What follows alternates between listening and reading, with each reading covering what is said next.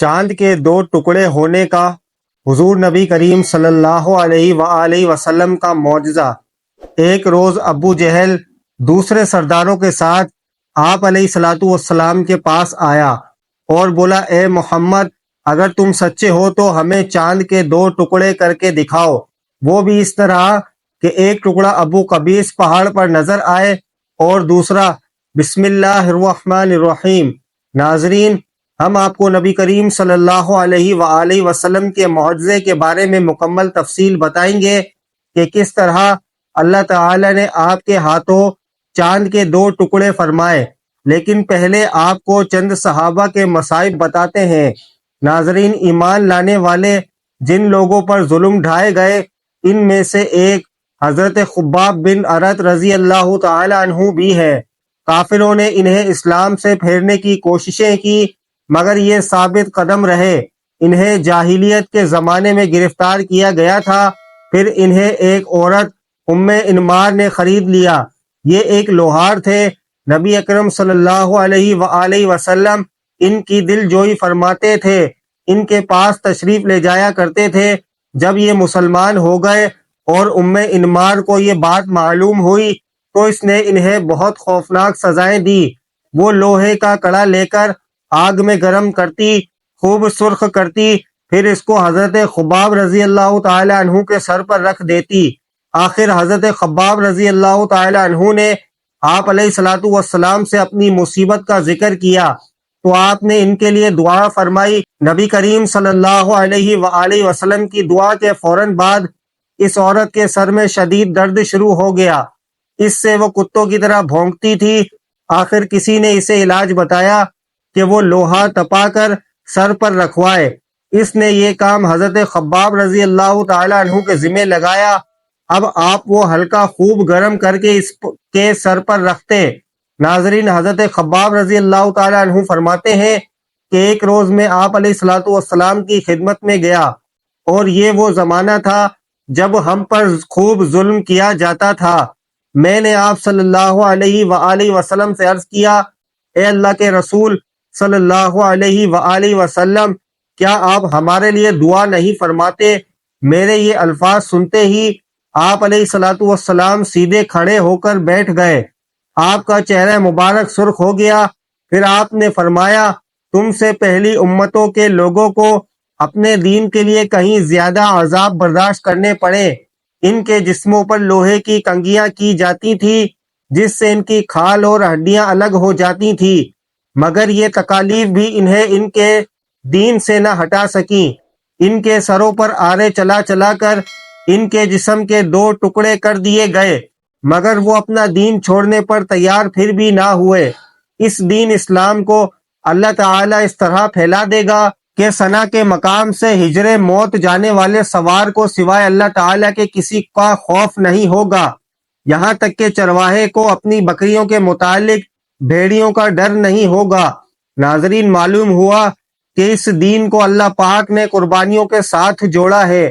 یہی وجہ تھی کہ آپ علیہ الصلوۃ والسلام نے اپنی حدیث میں گزشتہ قوموں کی قربانیوں کو یاد دلایا اور یہ باور فرمایا کہ اللہ تعالیٰ کا دین ہمیشہ قربانیوں سے پھیلا ہے، اور پھر یہ فرمایا کہ آپ کی قربانیاں بھی ایک دن رنگ لائیں گی، اور یہ دین یعنی دین محمدی صلی اللہ علیہ وآلہ وسلم ایک دن آئے گا کہ پوری دنیا میں پھیل جائے گا۔ ناظرین، ایک دوسرے مقام پر حضرت خباب بن ارت رضی اللہ تعالی عنہ فرماتے ہیں، ایک دن میرے لیے آگ دہکائی گئی، پھر وہ آگ میری کمر پر رکھ دی گئی، اور پھر اس کو اس وقت تک نہیں ہٹایا گیا جب تک کہ وہ آگ میری کمر کی چربی سے بوجھ نہ بنی۔ ناظرین، صحابہ کرام رضوان اللہ علیہم اجمعین کی ان تکالیف کے بارے میں سن کر انسان کا دل کانپ جاتا ہے۔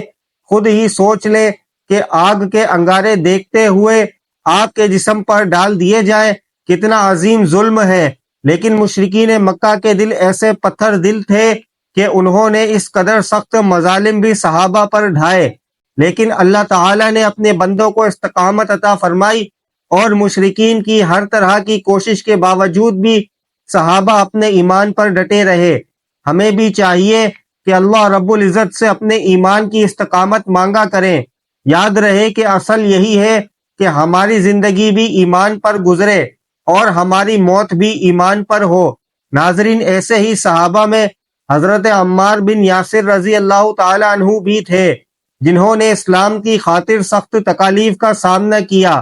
حضرت عمار بن یاسر رضی اللہ تعالی عنہ کو ان کے دین سے پھیرنے کے لیے مشرکوں نے طرح طرح کے ظلم کیے، آگ سے جلا جلا کر عذاب دیے، مگر وہ دین پر قائم رہے۔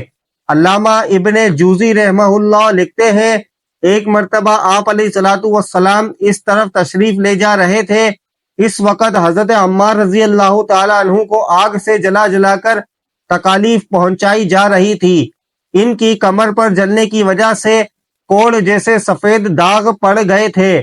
آپ علیہ الصلوۃ والسلام نے ان کے سر پر ہاتھ پھیرا اور فرمایا، اے آگ، ٹھنڈی اور سلامتی والی بن جا، جیسا کہ تو ابراہیم علیہ السلام کے لیے ہو گئی تھی۔ ناظرین، کہتے ہیں کہ اس دعا کے بعد انہیں آگ کی تکلیف محسوس نہیں ہوتی تھی۔ حضرت ام ہانی رضی اللہ تعالی عنہا کہتی ہیں کہ حضرت عمار بن یاسر، ان کے والد یاسر، ان کے بھائی عبداللہ اور ان کی والدہ سمیہ رضی اللہ تعالی عنہا، ان سبھی کو اللہ کا نام لینے کی وجہ سے سخت ترین عذاب دیے گئے۔ ایک روز جب انہیں تکالیف پہنچائی جا رہی تھی تو آپ علیہ الصلوۃ والسلام اس طرف سے گزرے۔ آپ نے ان کی تکالیف کو دیکھ کر فرمایا، اے اللہ، یاسر کی مغفرت فرما۔ ان کی والدہ سمیہ رضی اللہ تعالی عنہا کو ابو جہل کے چچا حذیفہ ابن مغیرہ نے ابو جہل کے حوالے کر دیا۔ یہ اس کی باندی تھی۔ ابو جہل نے انہیں نیزہ مارا، اس سے وہ شہید ہو گئی۔ اس طرح اسلام میں انہیں سب سے پہلی شہیدہ ہونے کا اعزاز حاصل ہوا۔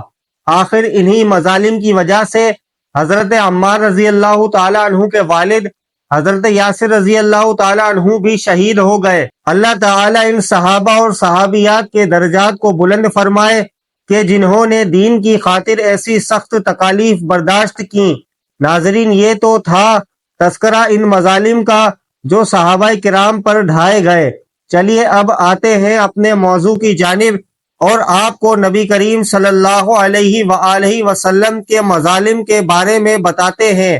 تو ناظرین، آپ کو بتاتے چلیں کہ اپنے ان مظالم اور بدترین حرکات کے ساتھ ساتھ جن کا تذکرہ آپ نے سنا، مشرکین مکہ حضور نبی کریم صلی اللہ علیہ وآلہ وسلم سے معجزات کا مطالبہ بھی کرتے رہتے تھے۔ ایک روز ابو جہل دوسرے سرداروں کے ساتھ حضور نبی کریم صلی اللہ علیہ وآلہ وسلم کے پاس آیا اور بولا، اے محمد، اگر تم سچے ہو تو ہمیں چاند کے 2 ٹکڑے کر کے دکھاؤ، وہ بھی اس طرح کہ ایک ٹکڑا ابو قبیس پہاڑ پر نظر آئے اور دوسرا قیقعان پہاڑ پر نظر آئے۔ مطلب یہ تھا کہ دونوں ٹکڑے کافی فاصلے پر ہوں تاکہ اس کے 2 ٹکڑے ہونے میں کوئی شک نہ رہ جائے۔ ناظرین، کہتے ہیں کہ اس روز مہینے کی 14ویں تاریخ تھی، چاند پورا تھا۔ آپ صلی اللہ علیہ وآلہ وسلم نے ان کی یہ عجیب فرمائش سن کر فرمایا، اگر میں ایسا کر دکھاؤں تو کیا تم ایمان لے آؤ گے؟ انہوں نے یک زبان ہو کر کہا، ہاں بالکل، ہم ایمان لے آئیں گے۔ آپ علیہ الصلوۃ والسلام نے اللہ تعالیٰ سے دعا فرمائی کہ آپ کے ہاتھ سے ایسا ہو جائے۔ چنانچہ چاند فوراً 2 ٹکڑے ہو گیا۔ اس کا ایک حصہ ابو قبیس پہاڑ کے اوپر نظر آیا، دوسرا قیقعان پہاڑ پر۔ اس وقت آپ علیہ الصلوۃ والسلام نے ارشاد فرمایا، لو اب گواہی دو۔ لیکن ناظرین، ان کے دلوں پر تو قفل پڑے تھے۔ کہنے لگے، محمد نے ہم لوگوں کی آنکھوں پر جادو کر دیا ہے۔ کچھ نے کہا، محمد نے چاند پر جادو کر دیا ہے، مگر ان کے جادو کا اثر ساری دنیا کے لوگوں پر نہیں ہو سکتا۔ مطلب یہ تھا کہ ہر جگہ کے لوگ چاند کو 2 ٹکڑے نہیں دیکھ رہے ہوں گے۔ اب انہوں نے کہا، ہم دوسرے شہروں سے آنے والوں سے یہ بات پوچھیں گے۔ چنانچہ جب مکہ میں دوسرے شہروں کے لوگ داخل ہوئے تو انہوں نے چاند کے بارے میں ان سے پوچھا۔ آنے والے سب لوگوں نے یہی کہا، ہاں ہاں، ہم نے بھی چاند کو 2 ٹکڑے ہوتے دیکھا ہے۔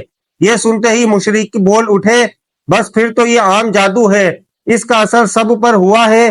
کچھ نہ کہا، یہ ایک ایسا جادو ہے جس سے جادوگر بھی متاثر ہوئے ہیں، یعنی جادوگروں کو بھی چاند کے 2 ٹکڑے نظر آیا ہے۔ ناظرین، اس پر اللہ تعالیٰ نے سورہ قمر کی آیات نازل فرمائی۔ قیامت نزدیک آ پہنچی اور چاند شک ہو گیا، اور یہ لوگ کوئی معجزہ دیکھتے ہیں تو ٹال دیتے ہیں اور کہتے ہیں یہ جادو ہے جو ابھی ختم ہو جائے گا۔ ناظرین، یاد رہے کہ مختلف قوموں کی تاریخ سے یہ بات ثابت ہوتی ہے کہ چاند کا دو ٹکڑے ہونا صرف مکہ میں نظر نہیں آیا تھا بلکہ دوسرے ملکوں میں بھی اس کا مشاہدہ کیا گیا تھا۔ ناظرین، ابو نعیم رحمہ اللہ نے دلائل میں اس معجزے کے واقعے کی تفصیل حضرت عبداللہ بن عباس رضی اللہ تعالیٰ عنہ سے اس طرح نقل کی ہے کہ جناب رسول اللہ صلی اللہ علیہ وآلہ وسلم کے پاس مشرکوں کا ایک گروہ آیا جس میں ولید بن مغیرہ، ابو جہل، عاص بن وائل، عاص بن ہشام، اسود بن عبد المطلب اور نذر بن حارث بھی تھے۔ انہوں نے حضرت صلی اللہ علیہ وآلہ وسلم سے کہا کہ اگر آپ واقعی سچے ہیں تو اپنی سچائی کے ثبوت میں چاند دو ٹکڑے کر کے دکھائیں، اس طرح کہ اس کا ایک ٹکڑا قبیس کی پہاڑی پر اور دوسرا ٹکڑا کیکان پر ہو۔ نبی اکرم صلی اللہ علیہ وآلہ وسلم نے پوچھا کہ اگر ایسا ہو گیا تو کیا تم لوگ ایمان لے آؤ گے؟ کہنے لگے ہاں۔ وہ رات 14ویں تھی اور چاند آسمان پر پورے آب و تاب کے ساتھ جگمگا رہا تھا۔ نبی اکرم صلی اللہ علیہ وآلہ وسلم نے اللہ تعالیٰ سے دعا کی کہ یا اللہ ان مشرکوں کا سوال پورا فرما دے۔ پھر آپ صلی اللہ علیہ وآلہ وسلم نے انگلی سے اشارہ کیا تو چاند اسی طرح دو ٹکڑے ہو گیا جس طرح کافروں نے کہا تھا۔ حضرت صلی اللہ علیہ وآلہ وسلم نے فرمایا اے ابو سلمہ اور ارکم اس پر گواہ رہنا۔ ناظرین، یاد رہے کہ اس معجزے کو شق القمر کا نام دیا جاتا ہے اور یہ معجزہ نبی کریم صلی اللہ علیہ وآلہ وسلم کے بڑے معجزات میں سے ایک ہے۔ یاد رہے کہ اللہ تعالیٰ اپنے انبیاء کو مختلف معجزات سے نوازتا ہے تاکہ ان معجزات کو دیکھ کر ان کی اقوام اللہ تعالیٰ پر ایمان لے آئے اور اللہ تعالیٰ کی قدرت کو تسلیم کر لے۔ لیکن ناظرین، جو لوگ ازلی بدبخت ہوتے ہیں وہ اللہ تعالیٰ کے معجزات کو اپنی آنکھوں کے ساتھ دیکھنے کے بعد بھی ان کا انکار کر دیتے ہیں۔ یاد رہے کہ حضرت موسیٰ علیہ السلام کو بھی اللہ تعالیٰ نے کئی معجزات عطا فرمائے تھے تاکہ فرعون اور اس کی قوم اپنی سرکشی کو چھوڑ کر اللہ رب العزت پر ایمان لے آئے اور اللہ کے نبی کا مان کر ان کی پیروی کریں۔ لیکن فرعون اور اس کی قوم بھی ایسے شکیل قلب لوگ موجود تھے جن کے دل ہدایت کے نور سے منور نہ ہو سکے۔ حضرت موسیٰ علیہ السلام کو اللہ تعالیٰ نے یہ معجزہ عطا فرمایا تھا کہ جب آپ اپنا عصا پھینکتے تھے وہ ایک بڑا اژدہا بن جاتا تھا، اور آپ علیہ السلام کے اس معجزے کو بھی فرعون کے لوگوں نے جادو کہا۔ پھر فرعون نے اپنے زمانے کے جادوگروں کو اکٹھا کیا تاکہ حضرت موسیٰ علیہ السلام کے معجزے کا مقابلہ کریں۔ جب جادوگروں نے اپنی رسیاں پھینکی تو وہ سانپ بن گئیں، اور ادھر حضرت موسیٰ علیہ السلام نے اپنا عصا پھینکا تو وہ اژدہا بنا اور سارے سانپوں کو نگل گیا۔ ناظرین، کہتے ہیں کہ آپ علیہ السلام کے معجزے کو دیکھ کر بہت جادوگر بھی اللہ کی قدرت پر ایمان لے آئے تھے، لیکن فرعون نے پھر بھی انکار کیا اور حضرت موسیٰ علیہ السلام کو بڑا جادوگر کہا۔ ناظرین، کہنے کا مقصد یہ ہے کہ جو بدبخت ہوا کرتے ہیں ان کے دلوں پر مہر لگ جاتی ہے اور وہ حق کو دیکھنے کے باوجود بھی تسلیم نہیں کرتے ہیں۔ اللہ پاک ہمیں بہتر عمل کرنے کی توفیق عطا فرمائے اور ہمارا خاتمہ بالخیر فرمائے، آمین۔ ناظرین، کمنٹ باکس میں اللہ تعالیٰ کے 99 ناموں میں سے ایک نام ضرور ٹائپ کریں۔